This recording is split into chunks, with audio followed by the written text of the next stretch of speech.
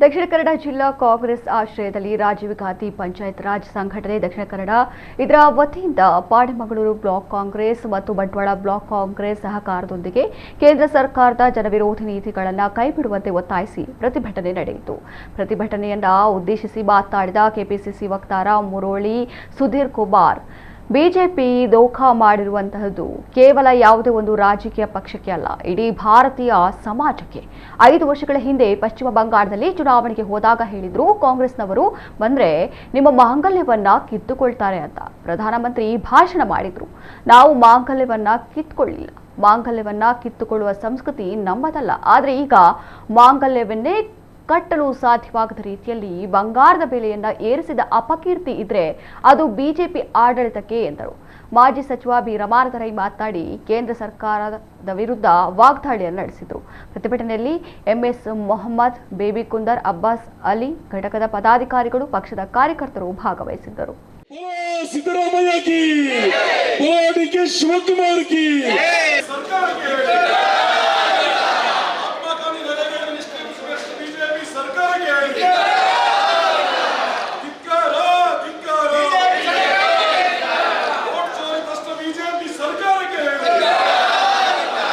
ಈ ಬೆಲೆ ಏರಿಕೆಯಲ್ಲಿ ನಿಮಗೆ ಸಮಸ್ಯೆ ಆಗ್ತಿರೋ ಸಂದರ್ಭದಲ್ಲಿ ವಿಶೇಷವಾಗಿ ನಮ್ಮೆಲ್ಲ ಸಂಸ್ಕೃತಿಗಳ ಭಾಗವಾಗಿರ್ತಕ್ಕಂಥ ಹಿಂದೂ ಸಂಸ್ಕೃತಿಯಲ್ಲಿ ಒಂದು ಮದುವೆ ಅಂತ ಹೇಳಿದರೆ ಮಾಂಗಲ್ಯ ಭಾರಿ ಮುಖ್ಯ.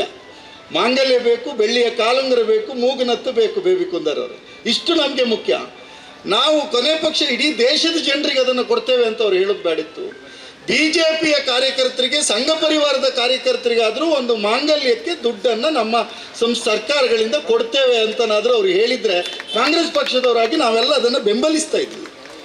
ಸೊ ಅವರೀಗ ದೋಖ ಮಾಡಿರುವಂಥದ್ದು ಕೇವಲ ಯಾವುದೋ ಒಂದು ರಾಜಕೀಯ ಪಕ್ಷದವರಿಗೆ ಅಲ್ಲ, ಇಡೀ ಭಾರತೀಯ ಸಮಾಜಕ್ಕೆ, ಭಾರತೀಯರೆಲ್ಲರಿಗೂ ದೋಖ ಮಾಡಿದ್ದಾರೆ. 5 ವರ್ಷಗಳ ಹಿಂದೆ ಪಶ್ಚಿಮ ಬಂಗಾಳದ ಚುನಾವಣೆಗೆ ಹೋದಾಗ ಹೇಳಿದ್ರು, ಅದೇನು ಅಂತಂದ್ರೆ ಕಾಂಗ್ರೆಸ್ನವರು ಬಂದ್ರೆ ನಿಮ್ಮ ಮಾಂಗಲ್ಯವನ್ನು ಕಿತ್ತುಕೊಳ್ತಾರೆ ಅಂತ ಭಾಷಣ ಮಾಡಿದ್ರು ನಮ್ಮ ಪ್ರಧಾನಮಂತ್ರಿಗಳು. ನಾವು ಮಾಂಗಲ್ಯವನ್ನು ಕಿತ್ತುಕೊಳ್ಳಿಲ್ಲ, ಮಾಂಗಲ್ಯವನ್ನು ಕಿತ್ತುಕೊಳ್ಳುವ ಸಂಸ್ಕೃತಿ ನಮ್ದಲ್ಲ. ಆದರೆ ಈಗ ಮಾಂಗಲ್ಯವನ್ನೇ ಕಟ್ಟಲಿಕ್ಕೆ ಸಾಧ್ಯವಾಗದ ರೀತಿಯಲ್ಲಿ ಬಂಗಾರದ ಬೆಲೆಯನ್ನು ಏರಿಸಿರ್ತಕ್ಕಂಥ ಅಪಕೀರ್ತಿ ಇದ್ರೆ ಅದು ಬಿಜೆಪಿಯ ಆಡಳಿತಕ್ಕೆ. ರಾಜೀವ್ ಗಾಂಧಿ ಅವರು ಪಂಚಾಯತ್ ರಾಜ್ ತಿದ್ದುಪಡಿ 73-70 ತಿದ್ದುಪಡಿ ಏನು ಲೋಕಸಭೆಯಲ್ಲಿ ಮಂಡನೆ ಮಾಡಿದರು. ನಿಮಗೆ ಅದು ಗೊತ್ತಿರಬೇಕು. ಯಾಕೆಂತ ಹೇಳಿದ್ರೆ ಇವತ್ತು ಬಿಜೆಪಿ ಅವರು ದೊಡ್ಡಸ್ತಿಗೆ ಮಾತಾಡ್ತಾರೆ. ಅವರಿಗೆ ಹೇಳಬೇಕಾಗಿದೆ, ಇವತ್ತು ಪಂಚಾಯತ್ ರಾಜ್ ತಿದ್ದುಪಡಿಯನ್ನು ಮಂಡನೆ ಮಾಡಿದಾಗ ಅದು ಪಾಸ್ ಆಗಲಿಲ್ಲ ರಾಜೀವ್ ಗಾಂಧಿಯ ಕಾಲದಲ್ಲಿ. ಯಾಕೆಂದ್ರೆ ಬಹುಮತದ ಕೊರತೆಯಿಂದಾಗಿ ಬಿಜೆಪಿ ಅವರು ಈ ಪಂಚಾಯತ್ ರಾಜ್ ಮಸೂದೆಯನ್ನು ವಿರೋಧ ಮಾಡಿದರು. ಈ ಪಂಚಾಯತ್ ರಾಜ್ ಮಸೂದೆಯನ್ನು ವಿರೋಧ ಮಾಡಿದವರು ಯಾರು ಅಂತ ಹೇಳಿದ್ರೆ ಭಾರತೀಯ ಜನತಾ ಪಕ್ಷ ಅಲ್ಲ ಅಂತ ಅವ್ರು ಹೇಳಿ. ನಾನು ಆಧಾರ ಸಹಿತವಾಗಿ ಹೇಳ್ತೇನೆ, ಇದನ್ನು ವಿರೋಧ ಮಾಡಿದವರು ಬಹುಶಃ ಬಹಳ ಜನ ನಿಮ್ಮಲ್ಲಿ ಇಲ್ಲಿ ಕೂತಿರ್ತಕ್ಕಂಥವ್ರು ಗೊತ್ತಿಲ್ಲ. ಬಹುಶಃ ಇದನ್ನು ವಿರೋಧ ಮಾಡಿದ್ದರಾಗಿ ಪಂಚಾಯತ್ ರಾಜ್ ತಿದ್ದುಪಡಿ ಬರಲಿಲ್ಲ. ಭಾರಿ ಬೇಸರ ಮಾಡಿದ್ರು ರಾಜೀವ್ ಗಾಂಧಿ. ನನಗೆ ಅಪೇಕ್ಷಿತವಾದಂಥ 74 ತಿದ್ದುಪಡಿ ತರಲಿಕ್ಕೆ ಆಗಿಲ್ಲ ಅನ್ನುವಂಥ ನೋವನ್ನು ಅನೇಕ ಸಾರಿ ವ್ಯಕ್ತಪಡಿಸಿದ್ರು. ಆ ನಂತರ ಒಂದು ಸರ್ಕಾರ ಬಂತು, ಕಾಂಗ್ರೆಸ್ಸೇತರ ಸರ್ಕಾರ.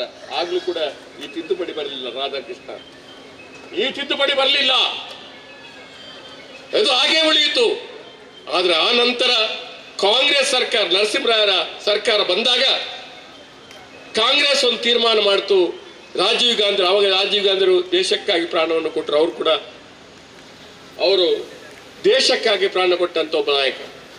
ಆದರೆ ಅವರ ಕಾಲದಲ್ಲಿ ಪಂಚಾಯತ್ ರಾಜ್ ತಿದ್ದುಪಡಿ ಬರಲಿಲ್ಲ. ಆ ತಿದ್ದುಪಡಿ ಬರಲಿಲ್ಲ ಅಂತ ನೋವನ್ನ ಕಾಂಗ್ರೆಸ್ ಪಕ್ಷ ಏನು ಮಾಡಿತು ಅಂತ ಹೇಳಿದ್ರೆ, ಅವರ ಕನಸಿನ ಕಾರ್ಯಕ್ರಮವನ್ನು ಜಾರಿ ಮಾಡಬೇಕು ಅಂತೇಳಿ ಪಂಚಾಯತ್ ರಾಜ್ಗೆ ತಿದ್ದುಪಡಿ ಅಂತಂದು 73-74 ತಿದ್ದುಪಡಿ ಅಂತ ತರಲಾಯಿತು.